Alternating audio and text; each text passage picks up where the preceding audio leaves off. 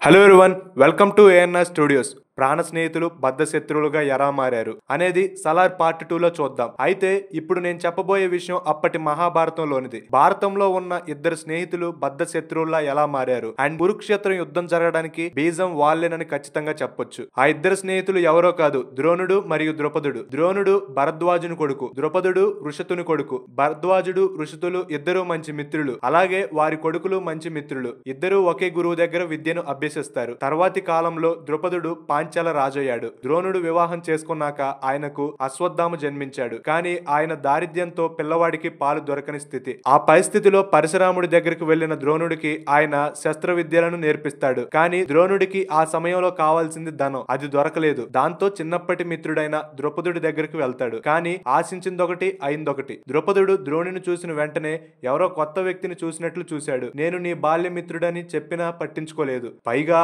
ధనపతితో దరిద్రుడికి స్నేహమేమి, నీవు పేద బ్రాహ్మణుడివి, నేను ఒక మహారాజుని, మనకు స్నేహం ఏమిటి అని అన్నాడు. ద్రుపదుని కలిసిన ద్రోణుడికి దారిద్ర్య బాధ తీరలేదు. అది కాక ఆ బాధకు అవమాన బాధ తోడైంది. తరువాత కౌరవుల ఆస్థానంలో అస్త్ర విద్యాచార్యుడిగా చేరడంతో దారిద్ర్య బాధ తీరింది. కానీ అవమాన బాధ తీరలేదు. ఆ బాధ తీరేదెలాగా అని ఆలోచించాడు. ఏ గురువుకైనా జీవితంలో నిజమైన బలం శిష్య బలం. సమర్థుడైన శిష్యునితో ద్రుపదుని అవమానపరచాలనుకున్నాడు. అందుకు అనుగుణంగా అర్జునుడిని తీర్చిదిద్దాడు. ద్రుపదుని మీద ప్రయోగించాడు. అర్జునుడు ద్రుపదుని యుద్ధంలో ఓడించి పట్టి కట్టి తెచ్చి గురువు పాదాల వద్ద పడవేశాడు. అవమాన భారంతో కుంగిపోతున్న ద్రుపదుని చూసి ద్రోణుడు అటు ఇటు పొర్లించి, వీరెవరయ్యా, ద్రుపద మహారాజులేనా అని వెటకారంగా సంబోధించాడు. పలు మాటలతో ఎగతాళి చేశాడు. అర్జునుని బాణాల కంటే ద్రోణుడి మాటలు అతన్ని ఎక్కువగా బాధించాయి.